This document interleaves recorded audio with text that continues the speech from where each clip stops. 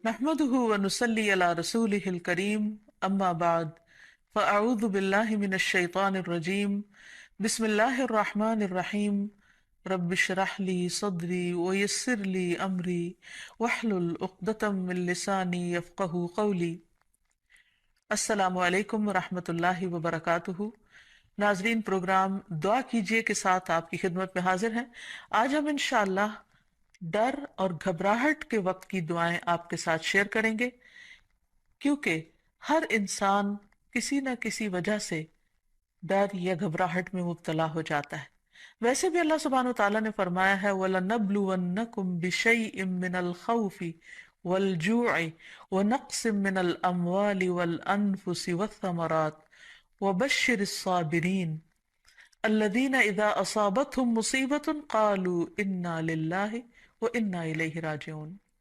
وَلَنَبْلُوَنَّكُمْ، اور البتہ ہم ضرور آزمائش کریں گے تمہاری، ضرور آزمائیں گے تم کو، بشیء، ساتھ کسی بھی چیز کے، من الخوف، خوف میں سے، تو سب سے پہلے خوف کا ذکر کیا گیا، والجوع، اور بھوک، ونقص من الاموال، اور مالوں کی کمی، والانفس، جانوں کی، والثمرات، اور پھلوں کی، وبشر الصابرین، اور خوشخبری دے دو صبر کرنے والوں کو.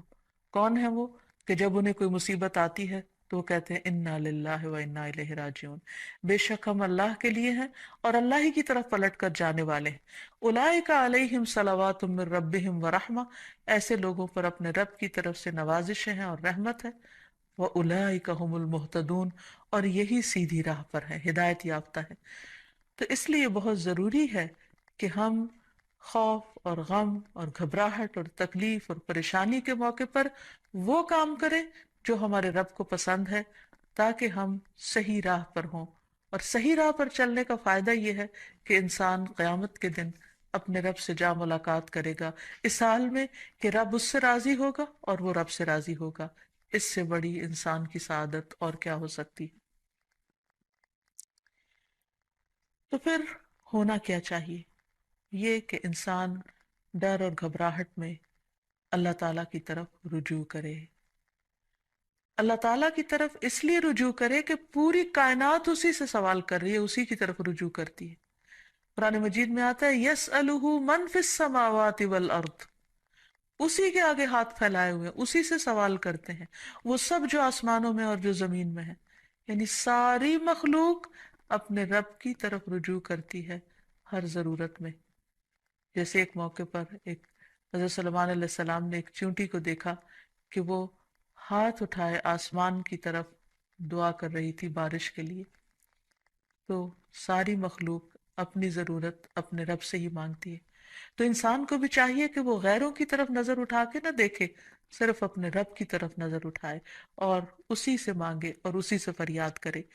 لیکن یہ یاد رکھے کہ جب رب سے مانگنے کے لیے جائے تو ادب اور احترام کا تقاضا یہ ہے کہ پہلے رب کی تعریف بیان کرے اور پھر نبی صلی اللہ علیہ وسلم پر درود بھیجے.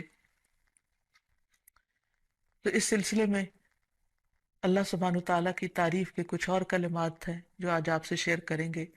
ابو امامہ کہتے ہیں کہ نبی صلی اللہ علیہ وسلم نے فرمایا، کیا میں تمہیں شب و روز کے مسلسل ذکر سے افضل ذکر نہ بتاؤں؟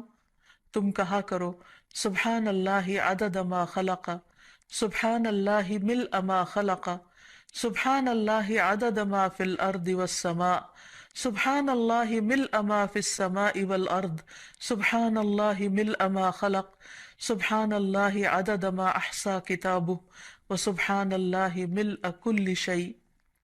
میں اللہ کی پاکیزگی بیان کرتا ہوں اس کی مخلوق کی گنتی کے برابر. میں اللہ کی پاکیزگی بیان کرتا ہوں جس سے اس کی مخلوقات بھر جائیں. میں اللہ کی پاکیزگی بیان کرتا ہوں ان چیزوں کی گنتی کے برابر جو زمین و آسمان میں ہیں. میں اللہ کی اتنی پاکیزگی بیان کرتا ہوں جس سے وہ چیزیں بھر جائیں جو آسمان و زمین میں ہیں. میں اللہ کی پاکیزگی بیان کرتا ہوں جس سے اس کی مخلوقات بھر جائیں. میں اللہ کی پاکیزگی بیان کرتا ہوں ان چیزوں کی گنتی کے برابر جن کو اس نے اپنی کتاب میں شمار کیا. اور میں اللہ کی اتنی پاکیزگی بیان کرتا ہوں جس سے ہر چیز بھر جائے. پھر تم اسی طرح الحمدللہ کہو، یعنی جہاں سبحان اللہ کہا ہے اسی طرح الحمدللہ کہ میں اللہ کی اتنی تعریف بیان کرتا ہوں. تو انسان اللہ سبحانہ تعالیٰ کی تعریف بیان کرتے ہوئے تھکے نہیں، اس تسبیح سے بھی انسان کی بہت سی مشکلات خود بخود حل ہو جائیں گی۔ اور پھر نبی صلی اللہ علیہ وسلم پر درود شریف پڑھے اور پھر اللہ تعالیٰ سے دعا کرے، کیونکہ حضرت انس سے روایت ہے، کہتے ہیں کہ میں نے رسول اللہ صلی اللہ علیہ وسلم کو فرماتے ہوئے سنا کہ اللہ تعالیٰ نے فرمایا، اے ابن آدم، تو جب تک مجھے پکارتا رہے گا اور مجھ سے امید رکھے گا میں تجھے معاف کرتا رہوں گا جو بھی تجھ سے ہوتا رہا، اور مجھے اس کی کوئی پرواہ نہیں۔ یعنی بڑے سے بڑا گناہ معاف کرنا اللہ سبحانہ تعالیٰ کے لیے کچھ بھی مشکل نہیں۔ تو بہرحال جب انسان پر کوئی آزمائش آئے اور خصوصاً ڈر، خوف اور گھبراہٹ کا وقت ہو، تو پھر انسان اللہ سبحانہ وتعالیٰ کی طرف رجوع کرے۔ سب سے پہلے انسان اس کی تحقیق کرے کہ ڈرنے کی وجہ کیا ہے، اس کو انالائز کرے۔ بعض اوقات صرف شیطان انسان کو ڈراتا ہے اور خوف دلاتا رہتا ہے، جبکہ خوف کی کوئی حقیقی وجہ نہیں ہوتی۔ اور پھر جب شیطانی وسوسے بار بار انسان پر حملہ آور ہو تو اس وقت انسان صرف اللہ کو کافی سمجھے، اللہ پر بھروسہ کرے، کیونکہ اسی پر توکل کرنا چاہیے، توکل کرنے والوں کو، کیونکہ ہر مسئلے کا حل اسی کے ہاتھ میں ہے۔ پھر یہ کہ انسان صرف اللہ سے ڈرے۔ جو شخص اللہ سے ڈرتا ہے وہ کسی اور سے نہیں ڈرتا۔ دوسرے سارے ڈر ختم ہو سکتے ہیں اگر انسان کے دل میں سب سے زیادہ اللہ کا ڈر ہو۔ پھر اسی طرح اللہ تعالیٰ کا ساتھ محسوس کرے، کیونکہ اللہ سبحانہ وتعالیٰ اپنے بندے کو تنہا نہیں چھوڑتا۔ نبی صلی اللہ علیہ وسلم جب ہجرت کر کے مدینہ تشریف لے جا رہے تھے اور راستے میں غار ثور میں آپ نے پناہ لی، تو اس وقت آپ صلی اللہ علیہ وسلم نے حضرت ابوبکر کو یہ کہہ کر تسلی دلائی کہ لا تحزن ان اللہ معنا، غم نہ کرو، یعنی ڈرو مت، اللہ ہمارے ساتھ ہے۔ تو جب انسان یہ سوچ لیتا ہے کہ اللہ ہمارے ساتھ ہے تو خود بخود وہ مطمئن ہو جاتا ہے کہ مجھے اگر اللہ کی مدد حاصل ہوگی تو کوئی میرا بال بھی بیکا نہیں کر سکتا۔ پھر یہ کہ انسان کو اللہ سبحانہ وتعالیٰ کی حفاظت پر یقین رکھنا چاہیے۔ جیسے ایک موقع پر ہم دیکھتے ہیں کہ نبی صلی اللہ علیہ وسلم غزوے سے واپس آ رہے تھے تو راستے میں آرام کرنے کے لیے ایک درخت کے نیچے آپ سو گئے، تو اتنے میں ایک اعرابی آیا اور اس نے آپ کی تلوار اٹھا لی اور تلوار لہرا کر آپ صلی اللہ علیہ وسلم سے کہنے لگا، جبکہ آپ کی آنکھ کھل گئی اس وقت، کہ بتاؤ اے محمد، آج تمہیں مجھ سے بچانے والا کون ہے؟ تو نبی صلی اللہ علیہ وسلم نے بہت اطمینان کے ساتھ بغیر کسی ڈر اور گھبراہٹ کے جواب دیا، میرا اللہ۔ یہ وہ یقین تھا اللہ تعالیٰ کی حفاظت کا، تو اسی بنا پر آپ صلی اللہ علیہ وسلم نے فرمایا میرا اللہ۔ تو وہ اعرابی کانپنے لگ گیا اور تلوار اس کے ہاتھ سے چھوٹ پڑی، اور پھر آپ صلی اللہ علیہ وسلم نے وہ تلوار اٹھا لی اور اس سے پوچھا، اب بتاؤ میرے ہاتھ سے تمہیں کون بچا سکتا ہے؟ تو اس پر وہ شخص اتنا مرعوب ہوا کہ وہ آپ صلی اللہ علیہ وسلم پر ایمان لایا اور آپ نے اس کو کوئی سزا نہیں دی۔ پھر یہ کہ انسان ڈر اور گھبراہٹ کے موقع پر، پریشانی کے موقع پر نماز سے سہارا لے۔ قرآن مجید میں آتا ہے، ان الانسان خلق ہلوعا اذا مسہ الشر جزوعا واذا مسہ الخیر منوعا الا المصلین الذین هم علی صلاتهم دائمون۔ بلا شبہ انسان تھڑ دلا بنایا گیا ہے، جب اسے کوئی تکلیف پہنچتی ہے تو گھبرا اٹھتا ہے، جب مال ملتا ہے تو بخیل بن جاتا ہے، سوائے نماز ادا کرنے والوں کے، وہ جو اپنی نماز پر ہمیشگی کرنے والے ہیں۔ تو گویا نماز کی پابندی انسان کو ڈر، خوف اور گھبراہٹ سے محفوظ رکھتی ہے۔ انبیاء علیہ السلام کا طریقہ یہ تھا کہ جب بھی انہیں خوف یا گھبراہٹ ہوتی تو فوراً نماز کے لیے کھڑے ہو جاتے، جیسے نبی صلی اللہ علیہ وسلم کے بارے میں بھی آتا ہے، اور اللہ تعالیٰ کا حکم بھی ہے قرآن مجید میں، وَاسْتَعِینُوا بِالصَّبْرِ وَالصَّلَاةِ، صبر اور نماز کے ساتھ مدد مانگو۔ پھر اسی طرح یہ ہے کہ انسان کوشش کر کے بہادری کا مظاہرہ کرے، اپنے دل کو تھامے، اچھی امید رکھے، پازیٹیو سوچ رکھے، تو اللہ سبحانہ وتعالیٰ اس بندے کی مدد فرماتے ہیں۔ نبی صلی اللہ علیہ وسلم تمام انسانوں میں سے زیادہ بہادر تھے۔ مدینہ میں اکثر خوف کی خبریں پھیل جایا کرتی تھی اور آپ صلی اللہ علیہ وسلم تنہا باہر نکل کر لوگوں کے حالات کا جائزہ لیا کرتے تھے اور دشمن کے آنے کی بھی خبر لیتے، اور صحابہ کرام اس بات پر حیران ہو جاتے کہ کس طرح اللہ کے رسول صلی اللہ علیہ وسلم کسی سے بھی نہیں ڈرتے۔ پھر اسی طرح یہ ہے کہ انسان کے اوپر جب آزمائش آئے اس وقت بھی انسان اللہ تعالیٰ کی طرف رجوع کرے، اور جب تکلیف چلی جائے تو بھی انسان اللہ تعالیٰ کی طرف رجوع کرتا رہے، یعنی صرف مشکل وقت پہ نہ پکارے، عام حالات میں بھی انسان اللہ تعالیٰ کو پکارتا رہے۔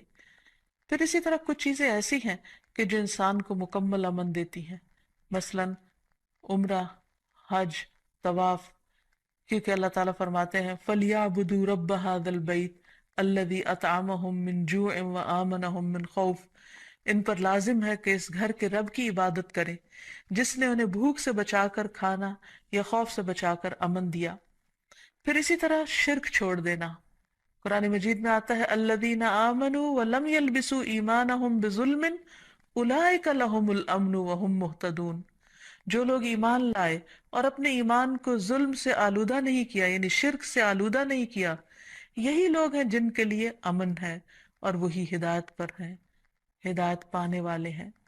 پھر اسی طرح انسان اپنے آپ کو اللہ کے سپرد کر دے، رات کو سوتے وقت خاص طور پر یہ دعا پڑھ کر سوئے، اللہم اسلمت نفسی الیک ووجہت وجہی الیک وفوضت امری الیک، اے اللہ میں نے اپنا آپ تیرے حوالے کر دیا، میں نے اپنا رخ تیری طرف کر لیا اور میں نے اپنا معاملہ تیرے سپرد کر دیا۔ تو جو چیز بھی انسان کو پریشان کرے تو وہ انسان اللہ کے سپرد کر دے، کیونکہ وہی ہر چیز کی ٹیک کیئر کرنے والا ہے اور اس سے بہتر کوئی بھی کسی چیز کی حفاظت نہیں کر سکتا۔ پھر اسی طرح انسان اگر چاہتا ہے کہ ہمیشہ دنیا اور آخرت میں امن میں رہے ہر خوف اور گھبراہٹ سے، تو اللہ کی طرف سے آئی ہوئی ہدایت کی پیروی کرے۔ آدم علیہ السلام کو اور حضرت حوا کو جب دنیا میں اتارا گیا تھا تو اس وقت اللہ سبحانہ وتعالیٰ نے انسانوں کو بتا دیا تھا اور وعدہ فرمایا تھا قُلْنَا اهْبِطُوا مِنْهَا جَمِيعًا فَإِمَّا يَأْتِيَنَّكُم مِّنِّي هُدًى فَمَن تَبِعَ هُدَايَ فَلَا خَوْفٌ عَلَيْهِمْ وَلَا هُمْ يَحْزَنُونَ، ہم نے کہا سب کے سب اس سے اتر جاؤ، پھر اگر کبھی تمہارے پاس میری طرف سے واقعی کوئی ہدایت آ جائے تو جو میری ہدایت کی پیروی کرے گا اس پر نہ کوئی خوف ہے اور نہ وہ غمگین ہوں گے۔ پھر اسی طرح اللہ سبحانہ وتعالیٰ اور اس کے رسول کی اطاعت انسان کو خوف اور غم سے نجات دینے والی ہے۔ اللہ تعالیٰ فرماتے ہیں یا بنی آدم اما یأتینکم رسل منکم یقصون علیکم آیاتی فمن اتقى واصلح فلا خوف علیہم ولا هم يحزنون، اے آدم کی اولاد اگر کبھی تمہارے پاس واقعی تم میں سے کچھ رسول آئیں جو تمہارے سامنے میری آیات بیان کریں، تو جو شخص ڈر گیا اور اس نے اصلاح کر لی تو ایسے لوگوں کے لیے نہ کوئی خوف ہوگا اور نہ وہ غمزدہ ہوں گے۔ پھر اسی طرح دین پر استقامت اختیار کرنا انسان کو خوف سے نجات دیتا ہے۔ فرمایا إن الذين قالوا ربنا الله ثم استقاموا فلا خوف عليهم ولا هم يحزنون۔ یقیناً وہ لوگ جنہوں نے کہا اللہ ہمارا رب ہے اور اس پر پھر جم گئے، ان پر نہ کوئی خوف ہوگا اور نہ وہ غمگین ہوں گے۔ پھر اسی طرح انسان اپنے فرائض کی ادائیگی کرتا رہے، اور اگر فرائض ادا کرتا رہے گا تو اس پر کوئی خوف اور غم نہ ہوگا۔ اللہ تعالیٰ فرماتے ہیں ان الذین آمنوا وعملوا الصالحات واقاموا الصلاة وآتوا الزکاة لہم اجرہم عند ربہم ولا خوف علیہم ولا ہم یحزنون، بے شک جو لوگ ایمان لائے اور انہوں نے اچھے کام کیے، نماز قائم کرتے رہے اور زکوٰۃ ادا کرتے رہے، ان کا اجر ان کے پروردگار کے پاس ہے، انہیں نہ کوئی خوف ہوگا اور نہ وہ غمگین ہوں گے۔ اسی طرح صدقہ بھی انسان کو خوف اور غم سے نجات دیتا ہے۔ قرآن مجید میں آتا ہے الذین ينفقون اموالهم فی سبیل اللہ ثم لا يتبعون ما انفقوا منا ولا اذى لهم اجرهم عند ربهم ولا خوف علیہم ولا هم يحزنون، جو لوگ اللہ کے راستے میں اپنا مال خرچ کرتے ہیں پھر خرچ کرنے کے بعد نہ احسان جتلاتے ہیں اور نہ دکھ دیتے ہیں، ان کے لیے ان کا اجر ان کے رب کے پاس ہے، ایسے لوگوں کو نہ کوئی خوف ہوگا اور نہ وہ غمگین ہوں گے۔ ایک اور جگہ پر فرمایا الذین ينفقون اموالهم باللیل والنہار سرا وعلانیہ فلہم اجرہم عند ربہم ولا خوف علیہم ولا ہم یحزنون، جو لوگ دن رات کھلے اور چھپے اپنے مال خرچ کرتے ہیں انہیں اپنے رب سے اس کا اجر ضرور مل کر رہے گا، ایسے لوگوں کو نہ کچھ خوف ہوگا اور نہ وہ غمگین ہوں گے۔ اور اب کچھ دعائیں اور تسبیحات جو انسان کو خوف سے نجات دیتی ہیں، غم سے نجات دیتی ہیں۔ سب سے پہلے تو رسول اللہ صلی اللہ علیہ وسلم کی ایک حدیث کہ آپ نے فرمایا جو رات سے خوف آئے کہ وہ اسے پریشان کرے گی، کچھ لوگوں کو اندھیرے سے ڈر لگتا ہے، یا مال کے ساتھ بخل کرے کہ وہ خرچ ہو جائے گا، یعنی کسی کو کچھ دیتے ہوئے اس کے دل میں گھبراہٹ ہوتی ہے، یا دشمن کے ساتھ بزدلی کرے کہ وہ اسے قتل کر دے گا، یعنی دشمن کا خوف ہو جان سے جانے کا، تو اسے چاہیے کہ وہ اس قول کی کثرت کر دے سبحان اللہ و بحمدہ، سبحان اللہ و بحمدہ، سبحان اللہ و بحمدہ۔ اللہ پاک ہے اور اسی کی تعریف ہے، کیونکہ یہ اللہ کے نزدیک سونے کا پہاڑ اللہ کے راستے میں خرچ کرنے سے زیادہ محبوب ہے۔ یعنی اتنی قیمتی تسبیح ہے کہ اگر ایک انسان اللہ کے راستے میں ایک پہاڑ صدقہ کرے تو اس سے بھی زیادہ اس تسبیح کا فائدہ اور اثر ہوگا۔ کتنے مختصر سے کلمات ہیں جن میں اللہ تعالیٰ کی حمد و ثنا بیان ہوئی ہے، یعنی انسان اس وقت تک ذکر اور ورد کرتا رہے جب تک کہ اس کا دل سکون میں نہ آ جائے۔ ایک اور روایت میں آتا ہے، عبداللہ ابن عمر رضی اللہ عنہ روایت کرتے ہیں کہ رسول اللہ صلی اللہ علیہ وسلم ڈر یا گھبراہٹ کے موقع پر انہیں یہ کلمات سکھایا کرتے تھے، اعوذ بکلمات اللہ التامۃ من غضبہ وشر عبادہ ومن ہمزات الشیاطین وان یحضرون، میں اللہ کے کامل کلمات کی پناہ میں آتا ہوں، اس کی ناراضگی سے، اس کے بندوں کی شرارتوں سے، شیطانوں کے وسوسوں سے، اور اس بات سے کہ وہ میرے پاس آئیں۔ پھر اسی طرح ڈراؤنے خواب سے بچنے کے لیے بھی نبی صلی اللہ علیہ وسلم نے یہی دعا پڑھنے کے لیے فرمایا۔ پھر اسی طرح رات کو نیند میں گھبراہٹ کی دعا، یعنی یا نیند آئے نہ، یا نیند کے اندر انسان خوف کھائے یا اسے گھبراہٹ شروع ہو جائے، تو اس کے بارے میں خالد بن ولید روایت کرتے ہیں کہ میں رات کو نیند میں گھبرا جایا کرتا تھا، پھر میں نبی صلی اللہ علیہ وسلم کے پاس حاضر ہوا تو میں نے عرض کیا میں رات کو نیند میں ڈر جاتا ہوں تو میں اپنی تلوار اٹھا لیتا ہوں اور جو چیز سامنے آتی ہے اسے تلوار سے مار ڈالتا ہوں۔ تو رسول اللہ صلی اللہ علیہ وسلم نے فرمایا کیا میں تمہیں وہ کلمات نہ سکھاؤں جو مجھے روح الامین نے سکھائے ہیں، یعنی جبریل امین نے؟ کہو اعوذ بکلمات اللہ التامات التی لا یجاوزہن بر ولا فاجر من شر ما ينزل من السماء وما يعرج فيها ومن شر فتن الليل والنهار ومن كل طارق الا طارقا يطرق بخير يا رحمن۔ میں اللہ کے تمام کلمات کے ذریعے پناہ مانگتا ہوں جن سے آگے نہ کوئی نیک اور نہ کوئی فاجر بڑھ سکتا ہے، ان تمام چیزوں کے شر سے جو آسمان سے اترتی ہیں اور جو آسمان کی طرف چڑھتی ہیں، اور رات اور دن کے فتنوں کے شر سے، اور رات کو ہر آنے والے کے شر سے، سوائے اس کے جو خیر کے ساتھ آئے، اے نہایت رحم کرنے والے۔ پھر اسی طرح انسان کو صبح و شام عافیت کی دعا بھی پڑھنی چاہیے۔ ابن عمر رضی اللہ عنہ کہتے ہیں کہ رسول اللہ صلی اللہ علیہ وسلم صبح و شام ان دعاؤں میں سے کسی دعا کو چھوڑتے نہیں تھے۔ اللہم انی اسألک العافیت فی الدنیا والآخرہ، اللہم انی اسألک العفو والعافیت فی دینی و دنیای و اہلی و مالی، اللہم استر عوراتی و آمر روعاتی، اللہم احفظنی من بین یدی و من خلفی و عن یمینی و عن شمالی ومن فوقی واعوذ بعظمتک ان اغتال من تحتی۔ اے اللہ میں دنیا اور آخرت میں تجھ سے عافیت کا سوال کرتا ہوں۔ اے اللہ میں تجھ سے اپنی دنیا اور دین، اپنے اہل خانہ اور مال کے متعلق درگزر اور عافیت کا سوال کرتا ہوں۔ اے اللہ میرے عیوب پر پردہ ڈال دے اور خوف سے مجھے امن عطا کر دے۔ اے اللہ آگے پیچھے دائیں بائیں اور اوپر کی جانب سے میری حفاظت فرما، اور میں تیری عظمت سے تیری پناہ میں آتا ہوں کہ مجھے نیچے سے اچک لیا جائے، یعنی زمین میں دھسنے سے۔ تو یہ وہ خوبصورت دعائیں ہیں نبی صلی اللہ علیہ وسلم کی سکھائی ہوئی، کہ جن کو پڑھنے سے انسان ہر طرح کے خوف، غم اور گھبراہٹ سے آزاد ہو سکتا ہے۔ اللہ تعالی ہمیں توفیق دے کہ ہم ان دعاؤں کو پڑھ سکیں اور ہر حال میں اپنے رب ہی کو پکاریں، تاکہ وہ ہماری طرف رحمتوں کے ساتھ متوجہ ہو۔ وآخر دعوانا ان الحمد للہ رب العالمین۔